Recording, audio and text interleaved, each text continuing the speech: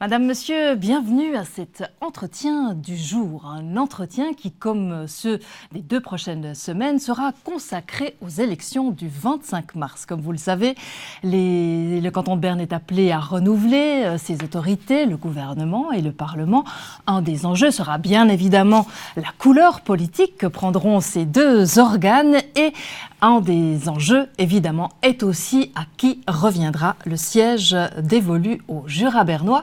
Pour contrer le sortant agrarien Pierre-Alain Schneck, il y a 2 candidats de gauche. Je vous propose de découvrir la première, et oui, parce qu'il s'agit d'une femme. Maureen Riesen, bienvenue. Merci. Alors vous avez 27 ans, vous êtes biologiste, doctorante à Berne actuellement. Vous êtes déjà passablement connue puisque vous avez été présidente, la première présidente du Conseil du Jura bernois notamment. Et vous êtes membre du Parti socialiste autonome, le PSA. Ce A, quelle importance a-t-il aujourd'hui après le vote de Moutier ? Alors c'est une très bonne question et je pense qu'il est important de dire que le A du PSA veut dire autonome. Et dans le contexte de la question jurassienne maintenant, alors bien sûr, il y a un grand volet qui s'est tourné avec les urnes, mais il reste à savoir qu'advient-il des jurassiens restés dans le canton de Berne, des jurassiens bernois. Et là, nous, on soutient plus d'autonomie pour le Jura bernois et être là pour protéger ou défendre les spécificités culturelles du Jura bernois. Mais vous comprenez que la plupart des gens sont un peu réticents à cette candidature en se disant comment quelqu'un qui a voulu partir, qui prônait le départ du Jura bernois du canton de Berne, a envie aujourd'hui d'aller gouverner ce canton de Berne. Oui, mais je pense qu'il est important de dire que le PSA respecte l'issue du vote, c'est-à-dire qu'on respecte que, bon, Moutier a décidé de partir. Nous, ce qu'on voulait, le PSA, ce qu'il voulait vraiment, c'était permettre aux gens de décider, de permettre à la région de dire, de décider de ce qui est le mieux pour leur avenir. Et c'est ce qui est arrivé par les votes qu'on a eu en 2013 et qu'il y a eu en 2017 avec Moutier. Et maintenant que ces votes sont terminés, alors on respecte la volonté qu'a eu le Jura bernois de rester dans le canton de Berne, mais on continue à défendre les intérêts du Jura bernois au sein du canton de Berne en faisant attention à ce que le gouvernement bernois aussi respecte les promesses qu'il a fait au Jura bernois quand il y avait le vote du 24 novembre 2013, c'est-à-dire plus d'autonomie. Et il faut vraiment que maintenant, justement, à la fin de ces votes, on fasse attention à ce que le Jura bernois ne perde pas les acquis qu'il a. C'est ce que vous craignez le plus actuellement ? Oui, c'est parce qu'il s'est tellement avéré après le vote de Moutier. Disons que je pense qu'avec les votes, il y avait toujours quand même une sorte de pression ou une sorte de pression pour le Jura bernois de faire attention un peu à cette région. Et j'ai peur que maintenant que c'est terminé, en fait, on se dise, OK, maintenant c'est fait, de toute manière, ils ont voulu rester, et puis c'est une région comme une autre, et puis on fait plus attention au fait que c'est une minorité linguistique qui est dans un ancrage particulier de l'arc jurassien et qu'il faut vraiment faire attention à ce que ces gens-là vivent pleinement leur culture et leur vie dans le canton de Berne. Alors il y avait le A pour autonome, il y a le S pour socialiste. Il y a un deuxième candidat de gauche, celui du Parti socialiste du Jura bernois, la gauche qui part diviser pour contrer une personnalité de droite. C'est vrai que c'est dommage que nous soyons divisés, et ça je l'ai dit. Et là, le PSA a voulu entrer en contact avec le PSJB pour trouver une candidature commune, pas forcément PSA, peut-être PSJB, mais disons un candidat qui soit à même de rassembler les électeurs des 2 partis. Et c'est là que le PSJB n'a pas fait suite à cette demande finalement. Et c'est dommage, parce que nous, on aurait voulu maintenant, justement aussi après ce vote, pouvoir faire front commun ou pouvoir joindre nos forces. Ensuite, ça n'a pas été le cas. On a été ignorés et on nous fait comprendre qu'on est un parti qui doit disparaître alors qu'on a toute notre raison d'être. On représente la moitié des suffrages de gauche dans le Jura bernois.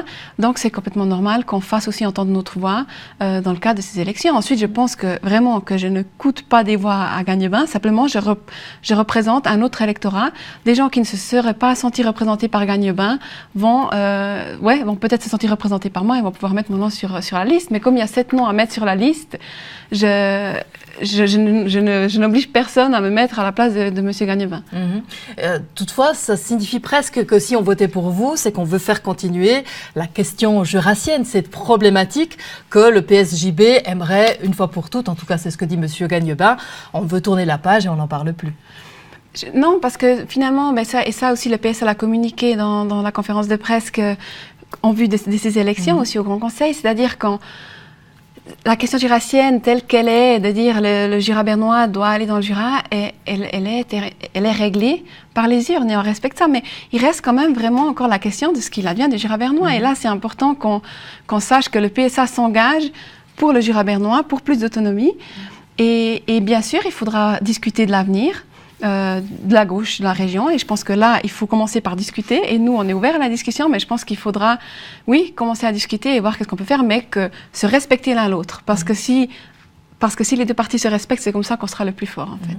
Alors, vous faites mentir un peu tout ce qu'on dit normalement sur les femmes, qu'elles sont absentes de la politique, qu'on les voit arriver assez tard. Vous êtes jeune, vous êtes active, vous aimez la politique, vous dites apprendre beaucoup depuis que vous êtes lancé en politique. Alors, qu'est-ce que vous avez envie de défendre?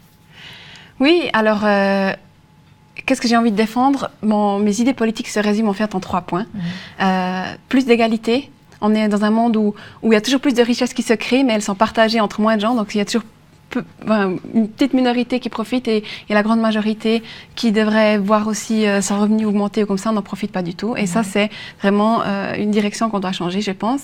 La deuxième, c'est l'écologie, plus d'écologie, prendre en compte les générations futures dans toutes les décisions qu'on prend, donc vraiment prendre conscience de notre impact sur l'environnement. Et ça, c'est un point central. Avec le premier point. Et ensuite, justement, prendre aussi en compte les spécificités régionales, écouter les régions, dont le Jura bernois en est une, et le Jura bernois en est une, dans les prises de décision et faire des solutions régionales aux problèmes régionaux. Alors vous dites que vous voulez être à l'écoute des défis et des enjeux qui concernent votre génération ou la jeunesse. Vous avez vraiment... quels sont-ils ces défis et quels sont ces enjeux pour les jeunes aujourd'hui, puisque vous êtes au contact de ce terrain-là? Oui, je veux dire, j'en parle en tant que jeune, mais je pense que ça concerne vraiment tout le monde. Mais avec le numérique et les nouvelles technologies, il y a tout un nouveau volet qui se crée au terme de l'emploi et c'est très intéressant, mais il y a aussi beaucoup de dangers et de choses auxquelles il faut faire face. Et je pense notamment, par exemple, la protection de la vie privée. On est en train, avec tous les téléphones mobiles et les instruments qu'on a, de vendre notre vie privée comme ça à qui veut bien l'avoir. Et ça, je pense qu'il faut vraiment qu'on prenne aussi les devants et que l'État a aussi une responsabilité par rapport à ça, pour faire prendre conscience aux gens qu'on est en train de vendre notre quotidien à chaque fois qu'on utilise ces technologies-là. Il y a ça. Il y a aussi, bien sûr, la sécurité sur Internet, par exemple. Il y a beaucoup de gens aussi de ma génération, j'aime pas parler de ça parce que je ne représente pas une, mais disons, il y a beaucoup d'attaques aussi personnelles, il y a beaucoup pour les jeunes aussi de mobbing qui est fait sur Internet. Mais c'est aussi un instrument que vous utilisez, vous, pour votre campagne. C'est un instrument que j'utilise, mais je pense qu'il faut être conscient. Moi, je le vois comme un instrument que j'utilise et je ne le vois pas comme eux, que je vois pas l'inverse, c'est-à-dire qu'eux m'utilisent, parce que je sais ce que sont les réseaux sociaux, je sais que sur Internet, il n'y a rien qui ne s'oublie ou qui s'efface, et je sais qu'il faut faire très attention à comment utiliser ces moyens. Et peut-être que j'en fais même trop, mais je trouve qu'il faut vraiment être hyper vigilant, et les gens n'ont pas forcément conscience de ça. Alors vous compterez vraiment, vous dites, aller contre Pierre-Alain Schnegg et sa politique de droite et de coupe budgétaire dans un domaine qui vous tient aussi à cœur, c'est celui de la santé. Oui, effectivement, je pense que là, dans les coupes qui ont été faites, on s'en est pris en fait aux plus faibles. Et le fait de s'en prendre aux plus faibles, ça va pas régler la question, ça va juste le déplacer dans un autre domaine ou dans un autre département peut-être, mais c'est pas là où on va pouvoir régler les problèmes, il faut voir au long terme. Et finalement, on ne peut pas abandonner. L'État a une responsabilité par rapport aux gens qui en ont besoin, les handicapés, par exemple, les personnes âgées, et il doit y faire face. Et là, j'ai l'impression qu'avec la politique qui est menée actuellement, on oublie en fait ce rôle premier de l'État qui est de prendre soin de sa population. Alors, il nous reste quelques secondes pour que vous me disiez quelles sont vos principales qualités. Pourquoi il faut voter pour vous, Maureen Riesen? Je pense que je suis une personne qui est à l'écoute. Et qui est consensuelle et qui est ouverte à la discussion. Et je pense que c'est des qualités qui sont nécessaires pour être conseiller d'État. Maureen Riesen, merci d'être passée nous voir et bonne campagne. Résultat, le 25 mars. Merci beaucoup. Voilà, c'en est tout pour cet entretien du jour. La semaine prochaine, je reçois Christophe Gagnema, le candidat du Parti socialiste du Jura bernois.